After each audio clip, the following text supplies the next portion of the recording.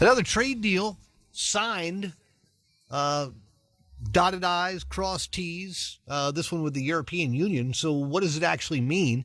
Looks like the trade or the tariff rate has been set at 15%. We don't have a ton of details, I guess, as far as what's inside that trade deal.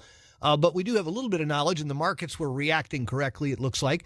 And to talk about it, our good friend Steve Cotton joins us, financial strategist and policy expert. Steve, give me your 30,000-foot perspective on this EU trade deal. What do you think? Hello, Mark. Glad to be with you today. It's a mega deal.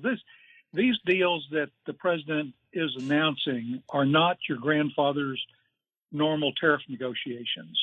They are very much more multifaceted, and this is a big one. This is coming on the heels of the big Japanese deal last week, where they're going to set aside $550 billion fund to be administered by the United States for U.S. infrastructure and shipbuilding and other things. Well, the EU has agreed to invest $600 billion in the U.S. and will purchase military equipment that I think will be used, pass through NATO for the benefit of Ukraine. But they've also agreed to buy $750 billion of energy from the United States.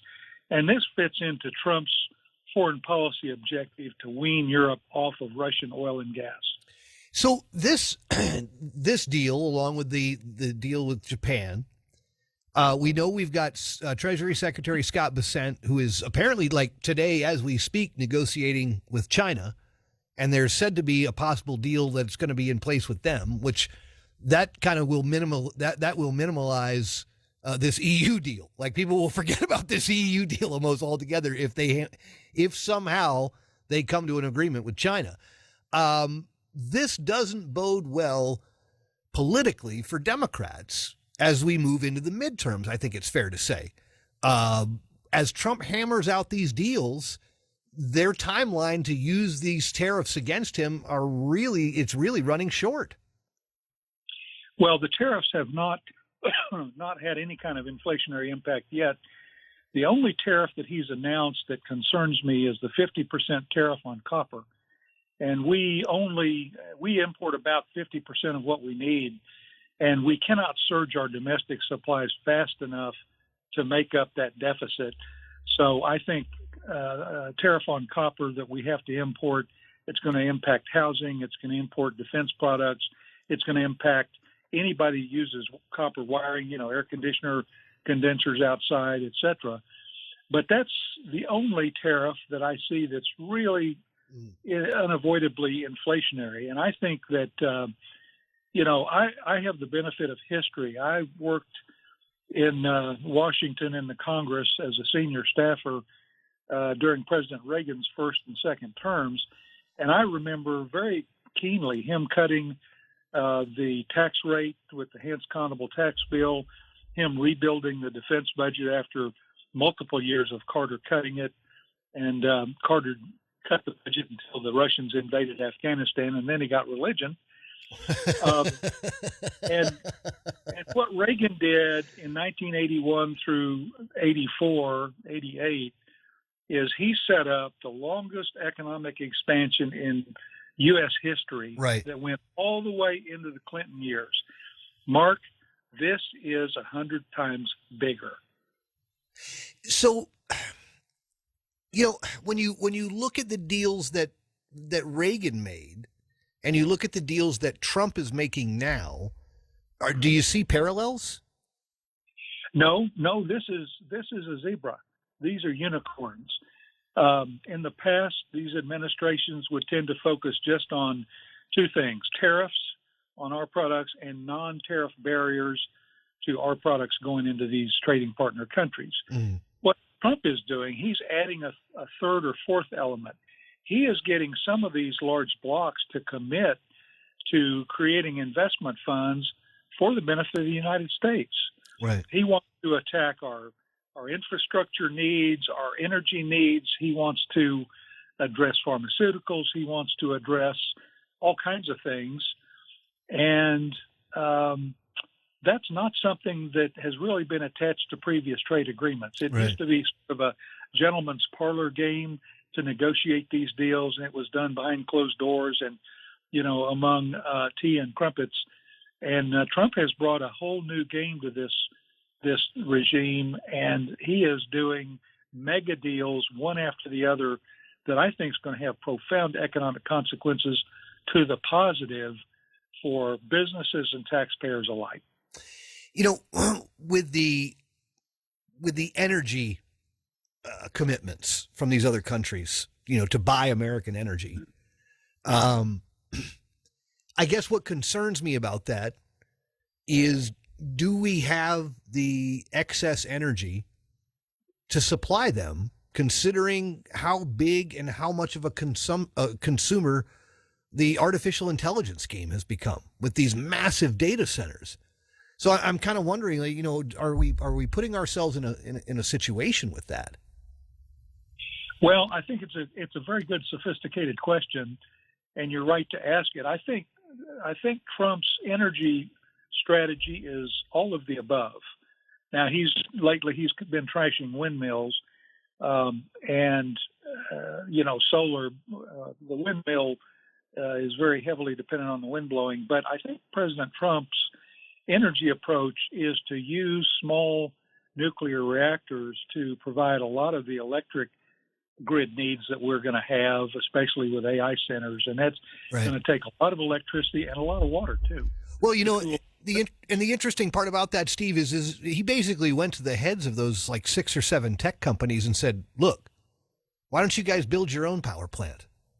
Right? I mean, he basically said, "I'm going to lift the restrictions. I'm going to lift, all of these things that would keep you from doing this. You guys just build your own," and that's what they're going to do.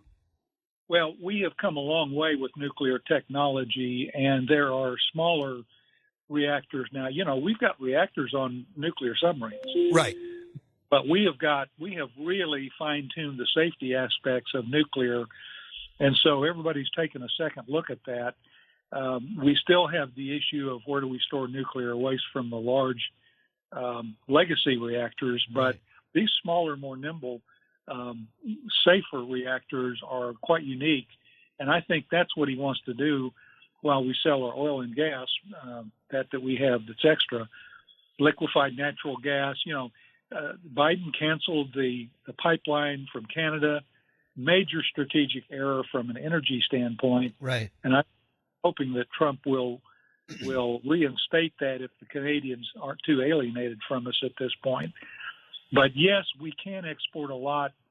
Europe needs to buy their energy from us and not for the Russians. Right. Because the Russians will extort them, and that Russia was trying to get in position to neutralize NATO. That's their political agenda, and always has been. It's the energy game becomes very interesting, and how it plays into all of this, obviously, and with Russia, like you say, oil is all they've got. So it is pretty significant, not only for the U.S. to get this commitment on the energy side, but arguably it's also kind of a big deal for the war with Ukraine, right? Because it does take a bit of the wind out of the sails of Russia as far as how the hell are we going to continue to finance this? I mean, well, you're exactly right. Put yourself in Vladimir Putin's shoes. He's lost over 1 million men in the field, over 1 million, with no sign of that. I think President Trump said today in his press conference in Scotland that they were the estimate was both sides are losing about 5,000 men a day. He thinks the estimate is closer to 7,000. That's a big number. And Putin is looking at the EU making these commitments to the West and to the United States.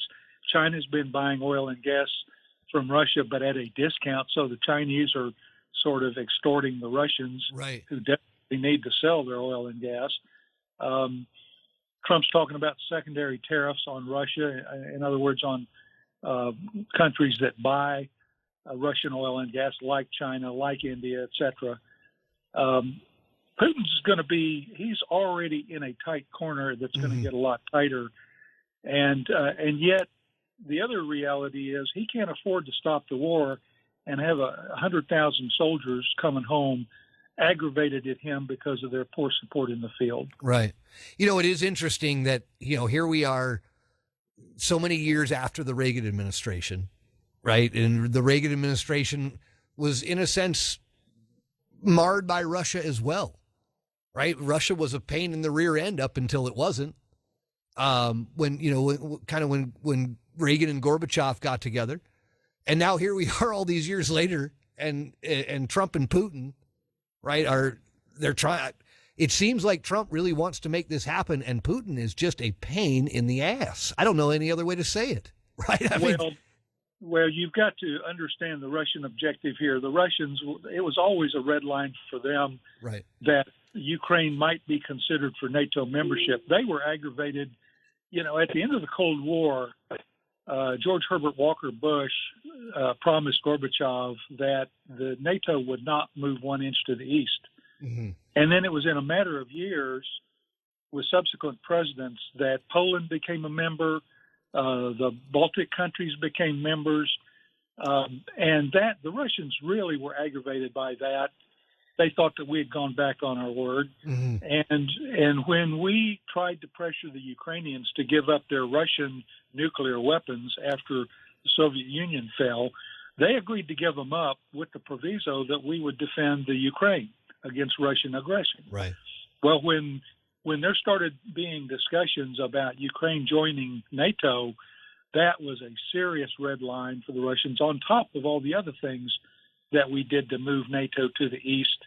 And so I can understand their aggravation with the West, and our skirts are not totally clean in this, because Trump would never have talked about Ukraine becoming a member of NATO. And the Western countries, including the United States, played fast and loose with that, and we got a war because of it. Right. That's exactly it. I mean, it was, in a sense, we played the wrong cards in the Biden administration. Is basically what happens. The same way that they bungled it, and then they slow walked aid to Ukraine. They gave them enough aid that they wouldn't necessarily lose, but not enough of the right kind of aid to penalize the Russians early. And giving Ukraine offensive weapons to shoot into Russia is a very strategically sensitive issue, because Russia, the old joke is Russia is nothing but a gas tank with nuclear weapons. Right. And that's still true. But Trump wants to stop the killing. He honestly wants to stop the killing. Right. And he doesn't want Ukraine to be a mechanism for us stumbling into a conflict with Russia. And that's reasonable. But Putin is not being reasonable. He has committed war crimes.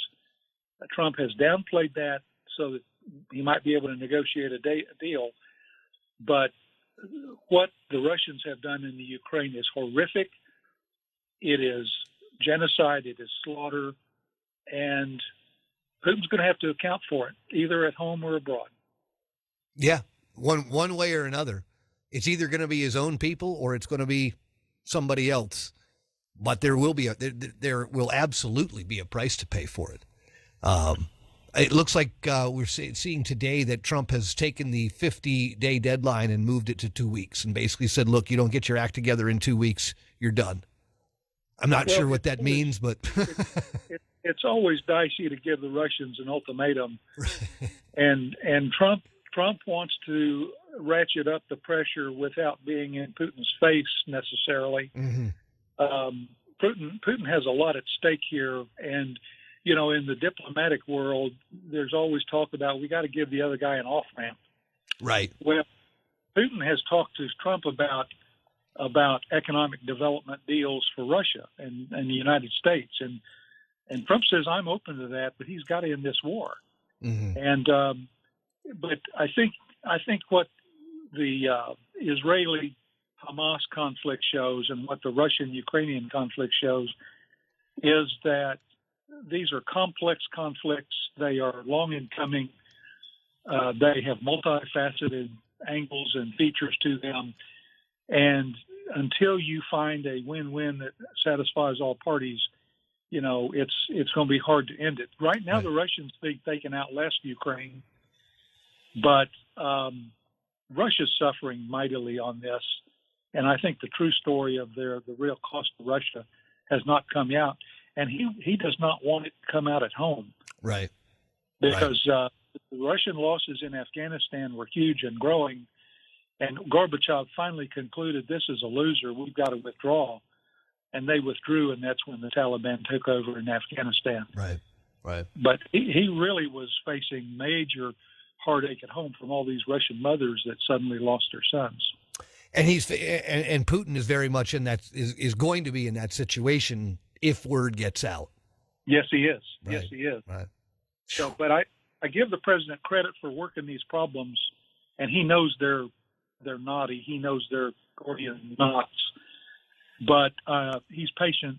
I don't know how long Putin can be patient. Putin has got the manpower on his side, but the EU and the NATO allies are stepping up. Trump has agreed to support that. I think that's the right play right now. But the Ukrainian conflict is the only one I see right now that could go nuclear if we fumble in the wrong way. Yeah, that's the last thing. That's the last thing we want for sure. Because I think once you go that route, you can't go back from that, unfortunately. So, well, that's the danger of the Ukrainians firing deep into Russia. Right. To hit these Air Force bases and the military supply depots. You can't fault them for wanting to do that, to go to the source. But how easily do you think you're going to be able to do that with a country that has tactical nuclear weapons? Right. No less small range nuclear weapons, or battlefield nukes as they're referred to, I guess. That's correct. Right. So, that's Steve, correct. Always a pleasure to have you on, my friend. My guest, Steve Cotton, financial strategist and policy expert. Steve, have a great rest of your week, and we'll look forward to catching up soon. Thank you, Mark. So glad to be with you. Always appreciate you.